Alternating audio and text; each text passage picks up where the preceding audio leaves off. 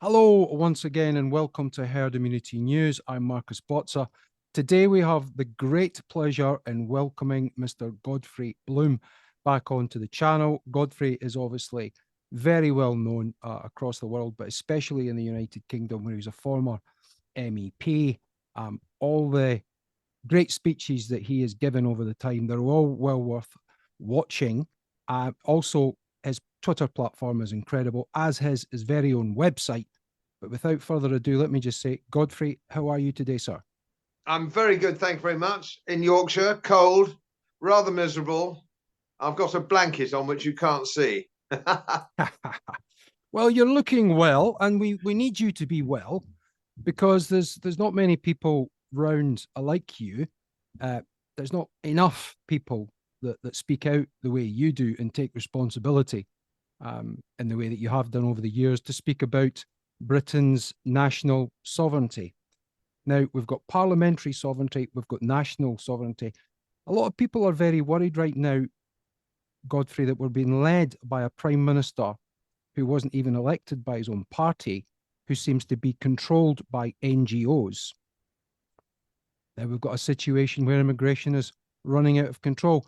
Can I just ask you, please, to give us your overview on the situation of the Conservative Party and Rishi Sunak right now? Well, I've made the point on a number of occasions. It seems something that I sometimes think I'm sort of in some sort of huge hole in the ground that nobody else seems to get what to me is blindingly obvious. And I don't think it's that difficult to see. It is World Economic Forum policy to degrade national states. It's part of their policy. It isn't a conspiracy theory. They're totally upfront about it. They don't believe in the nation state. And they are Malthusians. They believe that the globe is overpopulated. They are quite upfront about it. There's no secret. And of course, at Davos, where they all foregather every year or so, they make all these points on a platform. And it's easily Googled. It's easy to see. It's on my website where I've swept it all up. It's not difficult to see. Anybody who wants to just Google up WEF, Carl Schwab, and all the rest of it.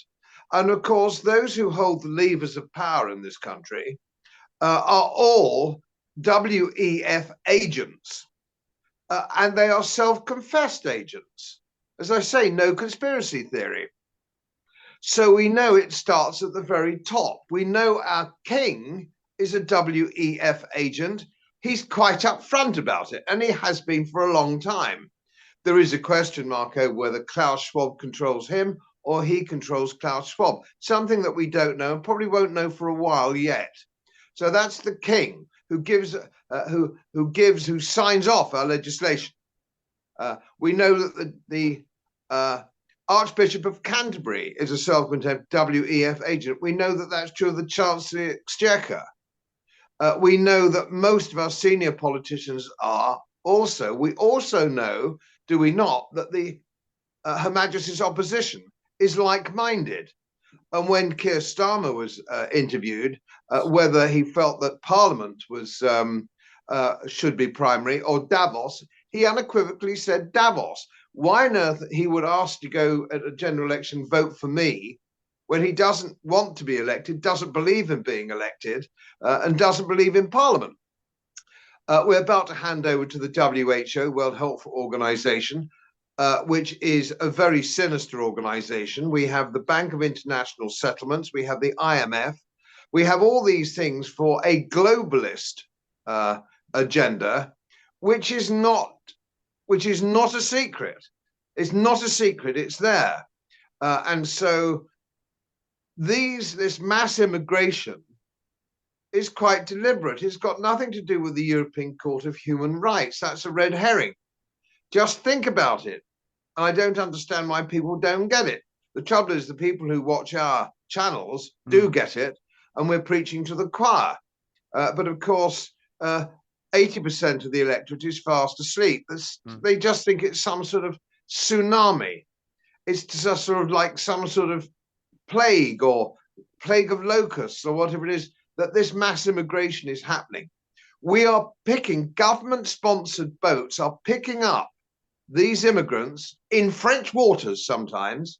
They are being escorted to Dover. They're also coming in by air or clinging on to lorries from Calais. It's happening all the time, but mainly Dover, as we know. They are picked up. They are then taken by bus to comfortable hotels, given 3 meals a day, healthcare and spending money. What is it that people don't get? And of course, we also know, and I haven't heard anybody, especially the new smaller political parties, with 1 or 2 noble exceptions, will have to listen to their bullshit all the time. You mobilize the Royal Navy and you send them back. You tow them back. We kept out Philip of Spain, Napoleon, the Kaiser, Hitler, by mobilizing the Dover Patrol. This isn't difficult, and I could stop it by Monday. Next Monday, I could stop it. They put me in charge and gave me a free hand. We all know that. And if the European Court of Human Rights has got nothing to do with it, the hurt feelings of the French have nothing to do with it, because they got in the way of me towing their boats back. I'd sink their boats. I'd sink their navy. We've done it before. We can do it again. The French aren't our friends. They're our enemies. They've been our enemies for 1,000 years. It doesn't mean to say we don't have friends in France. I have French friends, no question about it. But as a state, geopolitically, they are our sworn enemies, and they are facilitating this, and they're laughing as they cash the checks that we keep sending them to stop it. So that's what the problem we have about sovereignty. And of course, it should be the people who are sovereign, not Parliament or the King, the people through Parliament. And that's not happening. And it's not happening because the system of representative government has failed. We are not represented. I don't know anybody who thinks that their MP represents them or their views. I'm a big pub goer, as you know, and I love the picture of that pub behind you that you've got. That's marvelous. It looks like a good drinking man's pub. I was in the pub last night, the Wheat Sheaf in Howden, bloody good pub, yes. Affordable hand-pulled beer. And everybody there, nearly everyone there is an artisan. It's a tea time drinking pub. They get in at 4 and they go at 7, and they're all artisans, if you can use that word still. They're brickies, they're sparkies, they're joiners, they're builders. What I always call the sergeant's mess, which incidentally I wasn't clever enough to get into when I was in the army. I became an officer instead. These people are entrepreneurs, they are wealth creators, and they all agree on one thing, that we have a lousy government, a government that seems to hate us, politicians who seem to hate us. I don't know what the problem is, but there's certainly not representative government. I don't quite know what's going to come of this, because I think King Charles III, or I call him King Charles the Woke, is as bad as King Charles I. And he had his head chopped off. And I can't see, as I view these things, King Charles III is going the same way. You cannot fly in the face of popular opinion totally, and I think he will end the monarchy. I think he will end the monarchy. It's a shame, because I'm a monarchist. I've been a monarchist all my life. I hold the Queen's Commission. Yes. It's the Windsors that need to go. I don't know. With your background, you might think we ought to bring back the Stuarts, but they were just as stupid when they really. I maybe better bringing back the Tudors. I don't know, but we can't go on as we are. But we must understand that this is to degrade our culture. Mass immigration is to degrade our culture. It's globalists. It's true of all Western Europe, with the exception of Poland and Hungary, who aren't buying it. Open door immigration in the United States will kill their will kill them. It'll finish the United States as we know it. And I think it will see up the breakup of the United States. And I think the big states will go their own way. Texas will go their way. Arizona will go. Florida will go their own way. There's nothing in it for the red states. There's nothing in it for the red states in America. The Democratic states, of course, seem to be just going down the toilet. So this is the problem that we have. But we all need to wake up. We need to wake up. There are too many people fast asleep, and they need action. And whenever I said action this day, as Churchill used to say, action this day, people say, oh, well, what can you do? The first thing you can do in the morning, the first thing, you just your first tiny pinprick back at deep state is to cancel your check or cancel your banker's order to the BBC. That is the heart of the beast. Cancel it and get rid of that. And that would certainly begin to send a message. I know people who go on paying it by banker's order. I've got one chum, a very good old friend of mine. He's got a flat in a gated community and he's never there. He actually lives somewhere else. He still pays the BBC. Wakey, wakey, what is it with these people? How? And otherwise, he's an extremely intelligent and likable lad. Sure. But on this, and I could name a dozen friends like that who pay it because they haven't woken up. Get rid of the BBC. Indeed. Step one. Indeed. And look, this battle is far from over. Far from over. Things like that, what we have, what do we have that works? Look into our weaponry, look into our armament stores, us as individuals. You talk about national sovereignty, which is what it's all about. Parliamentary sovereignty, we saw what they did to Brexit. They tried to kick it down the road time and time again.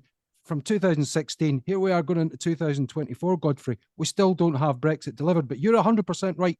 Purchasing power, the power of the pocket, defund all these companies and organizations that are quickening our demise.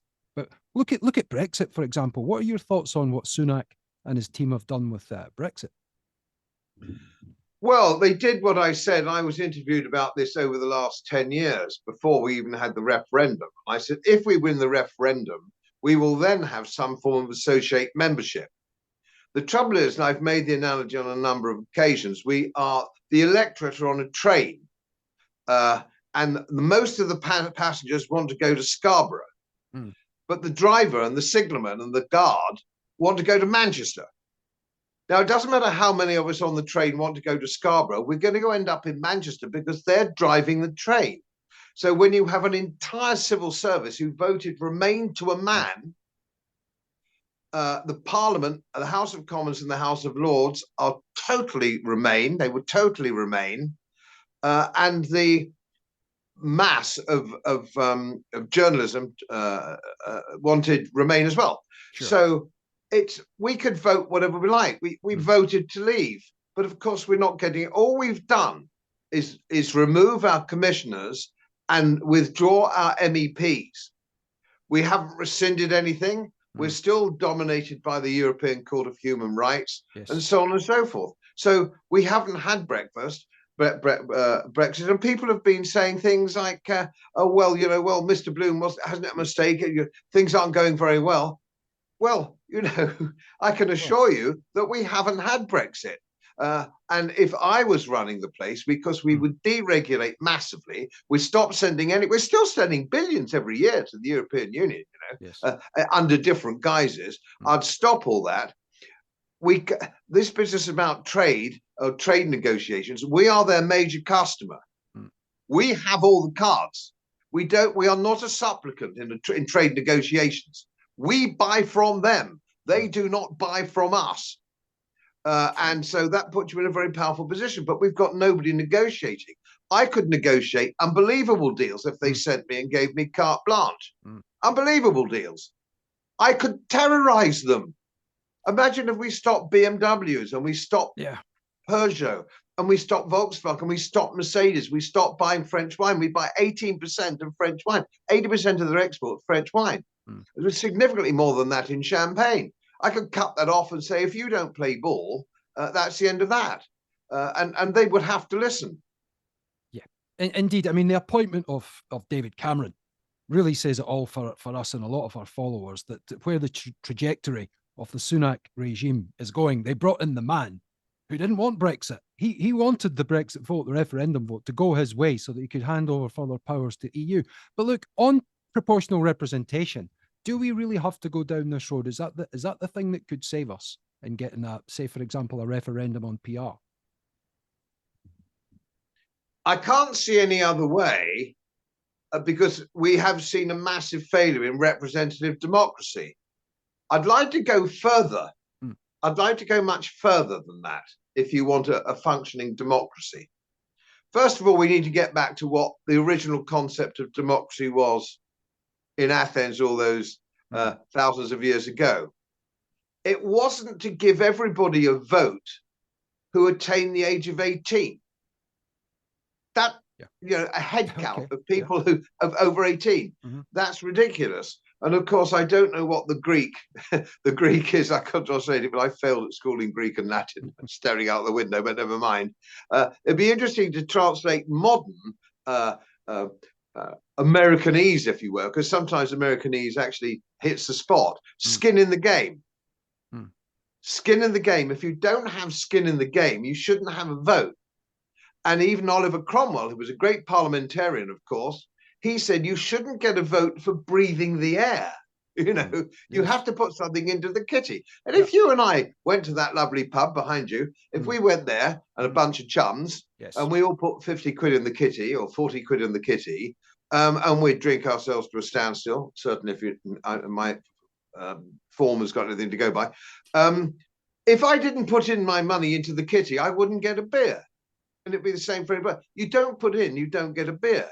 Yes. And of course, I would also add that you shouldn't have people in the public sector, people working for the government directly or indirectly, voting, because they're just going to vote themselves more money and better pensions. So I would take them off the table. If they say, oh, well, you're disenfranchising public sector workers, I'd go, yes, I am. And if you don't want to be disenfranchised, move into the wealth creating sector. And then the second thing that I would do, I'd get rid of party politics.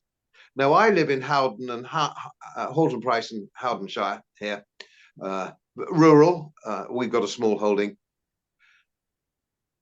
This is a very strong Conservative seat. It's David Davis's seat, but it didn't need to be David Davis. You could put a huge, great steaming dog turd here with a blue label on, and they would vote for it.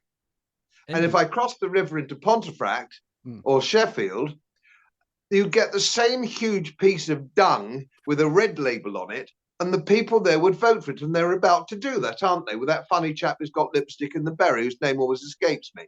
Yes. They're going to put him in, and he'll wear a red label, and he'll get voted in because everybody there is a complete moron. And it's the same here. And Nigel Farage made a very good statement once, and I've always remembered it. He said, never confuse or never underestimate the stupidity of the rural Conservative.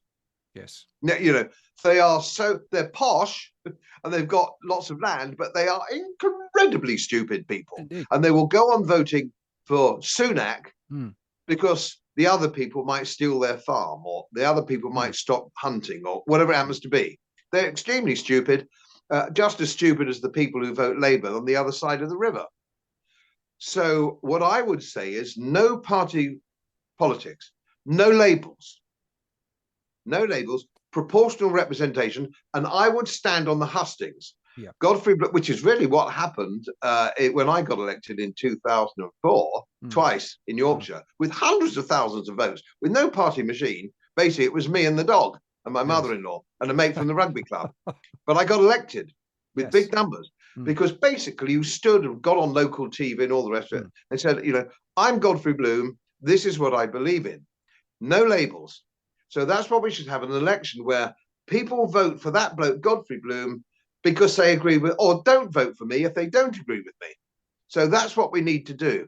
And when we do that, we'd get rid of this ridiculous Labour or Conservative, this fake unipolar game that we've got, because we know that it doesn't make any difference whether we have Sunak or Starmer.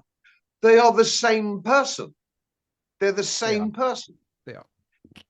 May I put to you a possible scenario or a roadmap? Because we need a blueprint to get to this. We really need to get down to how do we get from A to Z.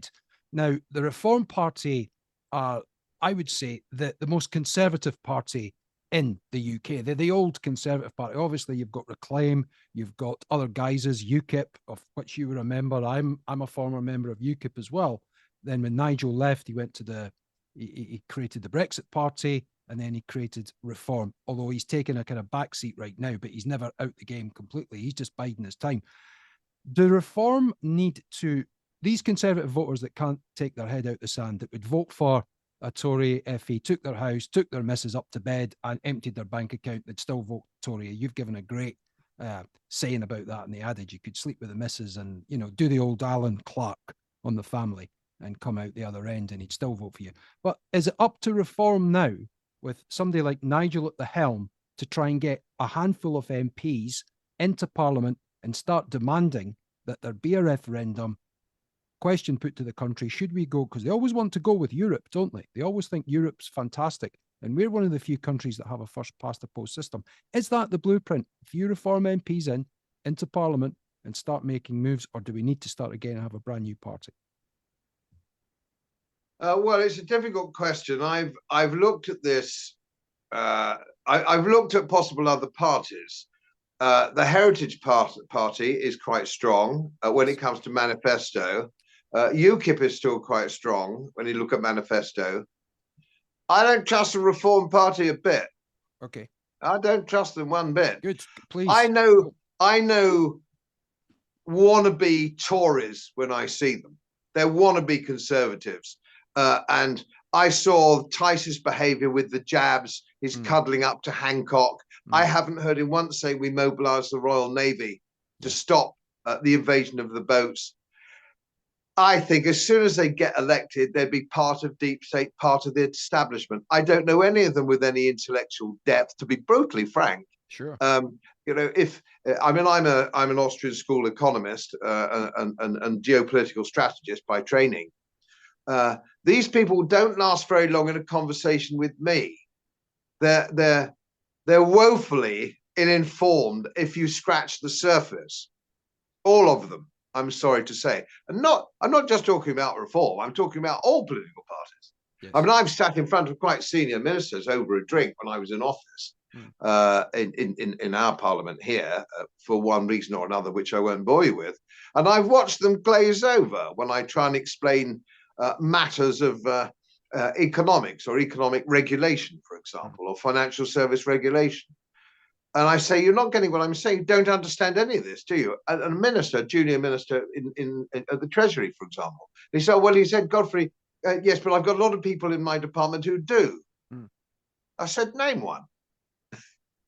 Everybody, the Treasury, I went into the city in 1967. Yes. In a broking house, very prestigious broking house as a very young fellow. I have never known the Treasury to be right about anything. Exactly. In all those years. Yeah. I never knew them to be right on a single forecast. Yeah. They are consistently wrong because they're civil servants from Oxford. And we all know that if you're a civil servant and you went to Oxford, you've had a lobotomy. Otherwise, you wouldn't get there. And the politicians are the same. I don't know what's wrong with Oxford. There's something wrong. I've never met anybody who's had an original thought who came out of Oxford. But this is we've got to get rid of that. We've got to get rid of that. I want to see real working men in Parliament in some way. I want to see the chippers and the sparkers and the cab drivers and the publicans. People who are real people who've done a real job. And if you look along the front benches, both front benches, they haven't done, none of them have done a real job. Exactly. So they're not in touch with what real people. Sorry to interrupt, but it's all these spads, isn't it, that have come up as underlings. They've got the shiniest knees in Westminster. Same with the Whitehall crew. It's just friends and family. You know, there's Tory, there's the new blood, and then there's the blue blood. And sadly, the new blood doesn't get through because I've seen the machinations of the Conservative Party. They'll have a little sit down with you, and it's about cash. That's the access to do it. In Richmond, where you are, where Mr. Sunak, basically, if I can put it to you, he bought his way in. He was introduced to David Cameron, and he got one of the safest seats in the country, if I'm right in saying, Richmond. Yeah, quite right. In Yorkshire. And the incumbent stood down, William Hague. William Hague stood out the way. He went off to the House of Lords, got a cushy job. So these machinations that people have to really wake up and see and say to themselves, I'm putting it to you. What you say about Reform is 100% true. Richard Tice backed the jab, and we've called him out on this channel. We've also interviewed him, although we didn't speak to him about the jab, because probably we'd been turfed out on our ear from where we are. But why not? Why not call them out? And that's what you do. So my question is, how do you get the people that have been conned or convinced that Reform are the answer to the Tories? How do you bring them back to reality? Well, I hesitate to say this because it's against my sort of entire ethos and background. But if you remember when we wanted to, or well, not me in particular, but when some people wanted to get rid of the poll tax. There's nothing wrong with the poll tax. It was badly introduced and mal-calculated. But it goes back to what I say. If you don't have skin in the game, why would you get a vote? Why would you get a vote for your local government if you don't pay rates? You're not putting into the kitty. You should get. So a poll tax is quite legitimate, and I would have made it voluntary. So you don't have to register. If you don't want to register. But if you want to register, if you want to vote, you have to put in the kitty. Are you a ratepayer? No. Sorry, mate, you don't get a vote. You're not putting in the kitty. So that's the kind of thing that we need to we need to do. How did they get rid of the poll tax? Well, violence. Civil they disobedience. Went to London and they turned the cars over. They broke all the windows. It was violent. There was only about 10,000 demonstrators at most. All right. Yes. It got rid of the poll tax in no time at all. What about hunting? 400,000 people went to London. They didn't even drop a bit of litter. Yes. The meetings in Hyde Park, there was no litter, and they all went home and they didn't commit any crime whatsoever, no violence at all. The fox hunting bill went through. The only thing modern politicians understand, and I hate saying this, and it's a sorry thing, is violence. It was the same, if you remember, the Liverpool riots. Yes. Michael Heseltine got on the train. He raced up there with a checkbook at the High Port. It was violent. Here, have some money. Violence. Am I advocating violence? No, but what I'm saying, you said, well, how do we do this? How do we actually make this happen? Well, violence. What great revolution has taken place historically without violence? None. I don't know any. No, there hasn't been one. And just to touch on another subject with the time we've got left, during this ongoing conflict that's been going on for 1,000 years before you and I were born, it'll go on 1,000 years after you and I are no longer here. This is the situation in between the Israelis and Gaza. Although Israel's formation is only really fairly recent, but the ideological wars are going on. But we're seeing it on the streets now, Godfrey. These people are mobilised. Labour MPs and Labour councillors are throwing in the red rosettes. Now, the mobilisation, the violence you're talking about is happening, but it's happening in the wrong direction if you care about this country and its national sovereignty. So you are correct in saying people are going to have to do things. We cover a lot on the channel these Blade Runners that are clipping down cameras because the MPs have let them down, the councillors have let them down, the courts have let them down. These are working class people. These are the white van men that are the scourge of so many of these Islington wannabes from both Labour and the Conservative Party. But this action is where we've come down to. Well, of course, if you're driving your white van trying to get to work, an ordinary working man from the indigenous population, and you get these ridiculous Just Stop Oil demonstrators in the road, all middle class, all privileged in their own way, all referring to oil as a fossil fuel, which of course it isn't. Some of these people don't even have an O-level in bloody geography. They're so thick and stupid.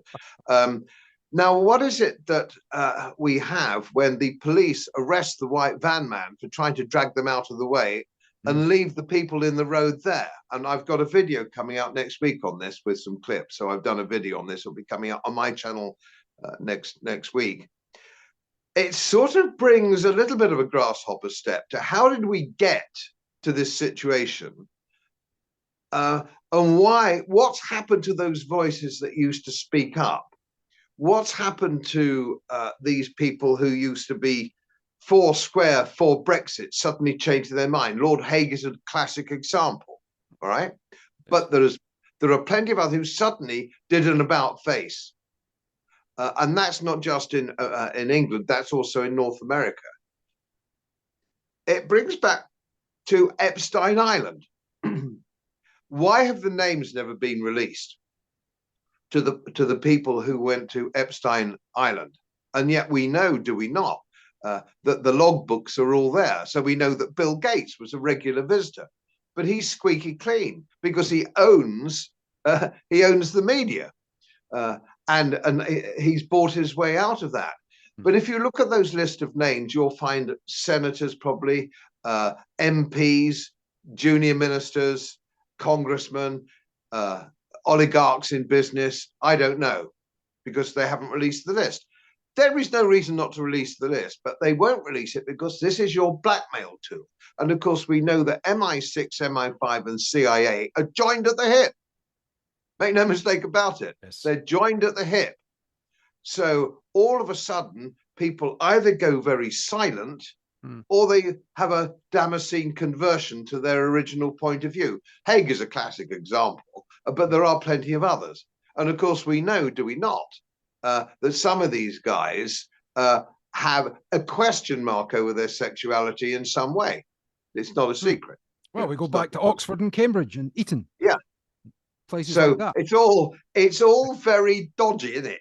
It's all very dodgy. So the trouble is, the whole thing now has got so bad that I cannot see any serious change short of some revolution. Now, and of course, you and I both know nobody goes to the barricades with a full tummy. But when it gets really bad, people do. Now, we always think the French do, or the Italians do, you know, the Latin temperament, so on and so forth.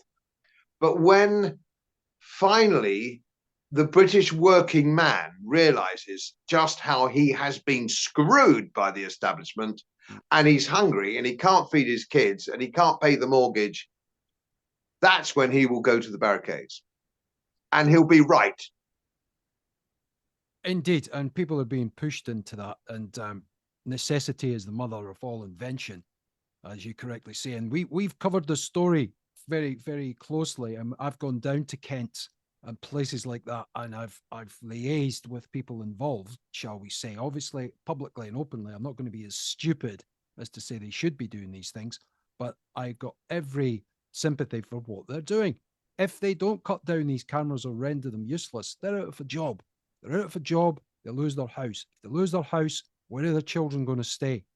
We've got 300,000 people waiting, declared as homeless in this country, Godfrey, and we've got mass, unlimited, unfettered immigration. Sunak's boasting that he can get it down to 450,000. And as you correctly said, you were alluding to the fact that for all the Albanians he stopped coming in dinghies, they're now coming in the back of trucks. GB News have done a great expose on this, so it's left to the likes of them. Now, as you correctly say, you touched on Epsom Island. We know all these people. We've got the book on it. Ghislaine Maxwell is sitting over there toasting her whole, if you don't mind, if that doesn't upset you. But that's what she's doing. She's on ice. We've got the COVID inquiry right now, which is a sham, a scandal, as Heather Hallett and Hugo Keith basically parade themselves and open themselves to scrutiny. You've got Boris Johnson saying, I didn't know what was going on. I mean, direct action is really where we're at within the boundaries of what we can do. Well, of course, the more this comes up, and I said, of course, as you know, I finished my city career as the chief executive of a life insurance company. So I'm used to mortality statistics, interpreting mortality statistics, and heading up an actuarial team. I'm on the risk analysis side, not the actuarial side, but I know how all the numbers work. And I said very early on, when the numbers were becoming quite obvious, you know, you can see the trend developing, because that's what I used to do for a living. I'm quite well paid doing it as well, and quite good at it. And excellent at it, award-winning. Yeah, so I was quite good at it. Yeah. And so I knew that sooner or later you can't hide the numbers. Numbers don't lie. But of course, the first people coming out were Lincoln Life, Metropolitan Life, and the really big insurance companies were saying, just a minute, there's a really unbelievable mortality statistic coming in young men in between 29 and 38. Yes. It's the spike. If in those days, in my day, if there was even a 1% spike in mortality in some field, in some age group, or some domestic thing, that would show 1%. Yeah. We're talking 16%, 17%. It's off the Richter scale, excess deaths, all this kind of thing. And of course, every one of those has a family. Now, we're counting them the other day, my wife and I. We live in a rural community. We sort of all know each other a bit. 12, I could name you 12 people who were hitherto fit until they'd had the jab, who now have cardiac problems or have had blood clot problems or turbo cancers. All right, I could name them to you. Indeed. Not one has associated the jab with it. Not a single one has gone, God, I wish I hadn't had the jab. They all think it's a coincidence. And now if you imagine that we've just been doing our Christmas cards and stuff, my wife and I suppose we have an association, if you will, friends, family, neighbors, call it what you like, of maybe 80. When I was in office, we used to get and send 300 or 400 Christmas cards. You know, well, that's sort of like. But now, just being sort of ordinary Joes. So let's say we know 80 people. Yes. If I know 12 have been seriously hurt or a mystery jab, mystery cardiac, mystery turbo cancers, that's 20%. That's huge. 20%. I know. Every single one, incidentally, younger than me. Yeah. Oh, well, fair enough, everybody's younger than me now. But I mean, these were people from the fox hunting field, so they're fit. This is quite the most extraordinary phenomenon. I might have mentioned it to you before, but when you look at risk assessment, which is my field, which I did do my exams to get. If you look at risk, one of the biggest profit-making things we used to have was something called group life. Group life assurance. So if you are working for almost any FTSE company or any mid-sized company, you get 4 times death in service and a widow's pension stuff. That comes up with the rations. Now, those people were called Class A lives. They were all Class A lives because you wouldn't be recruited by a FTSE company or a middle-sized company in Great Britain or America. You would not be recruited unless you were fit, because you would normally go for a medical before they took you on. So they were dealing in first-class lives. So they could give you 4 or 5 times death in service lump sum at very cheap rates because nobody died. Hardly anybody claimed. Yes. And the mortality survival rate was demonstrably bigger than the general rate. Well, it would be, wouldn't it? You know, it would be, wouldn't it? Now, those group lives have gone above the general rate. This is extraordinary actuarially. This is stunning from an actuarial perspective. Nobody's talking about it. They've closed down any investigation. And of course, where they should have been covering this in the COVID examination of these things, of course, this is pure yes minister, isn't it? It is. Oh, how do we get away? We'll have a royal commission. Or we'll have some. Let's have a big. Where's the best place to hide a leaf? It's on a tree. So you have a really big investigation by the great and the good, and all your paid people, all your paid hacks, covered by paid hacks, QCs, and all the rest of it, who lead questions. So all you've had is internal squabbling between these rather appalling people, Boris Johnson and his clique, and they're also ghastly, it's dreadful. They're vomit-making people. Yes. But what they actually haven't said, they haven't addressed in the elephant in the room, is why did we do this to start with? And why has there been no inquiry on the mortality statistics? So it's one huge whitewash, which has cost a fortune. Godfrey, I would love to see you at the COVID inquiry. If we had the chance to have a wild card entry, I would pay any sum of money for you to be there, sir, with your evidence, with your slides, with the plethora of information that you have, not just from your risk assurance background, your numbers, your facts. You've got anecdotes, you've got people you've spoken to, you've got people that you know. We've had freedom of information requests from Australia that are pointing out the dangers of these vaccines and the actual damage that's done. I think Andrew Bridgen's maybe been the only MP, and Sir Christopher Hope as well. He's done his little bit, but they've actually stood up and been booted to the curb for their trouble.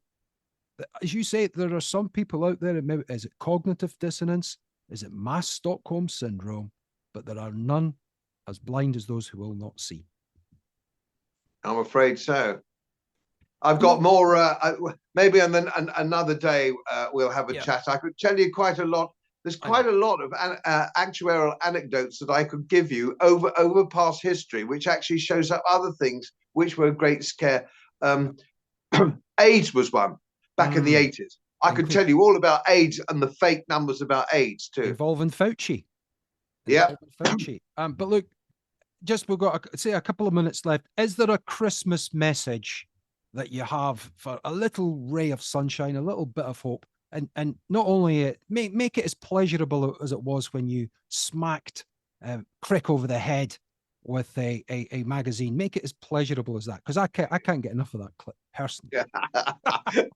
I couldn't buy a drink in Yorkshire, for months. Every time I went to a pub, people were coming up buying me a drink. Well, where was your cricket bat? Well, of course, up in Yorkshire, that's what they said. Thought I was a bit of a willy woofter for not using a brick. Well, look, just a little Christmas message in the last couple of minutes, just for our viewers and listeners. A little Godfrey Bloom Christmas. Well, okay. Message. Well, what can I say? Well, I will say just one thing. I'm a great historian. I'm always curled up with a history book, and I have seen this island in very turbulent times. From the days of King Alfred the Great, we've had very, very difficult times. And we've always, because we are an island race, and we are who we are, I believe that we will come out of this. I'm not sure how or why or when, but the form book is that we will win through in the end. So if you look down here, look, how many races have we been in? How many have we won? Most. Indeed. I think that's the perfect way to look at it. Anyone interested in conquering us can come back in 1,000 years. But listen, we recommend to our followers and listeners that aren't aware of your work to follow you on Twitter, to sign up onto your website, to get involved with Godfrey's fantastic work. For us, he's at the top of the tree as far as political voices are concerned at Herd Immunity News.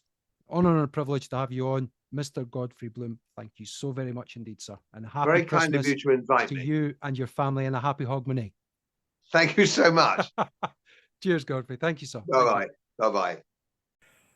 As most of you know, my work is very heavily independently research-based, and I get my information from all over the world. It would help if you press the subscribe button and the little bell next to it, because the more subscribers I have, the more likely it is that international independent research institutes will share their material with me.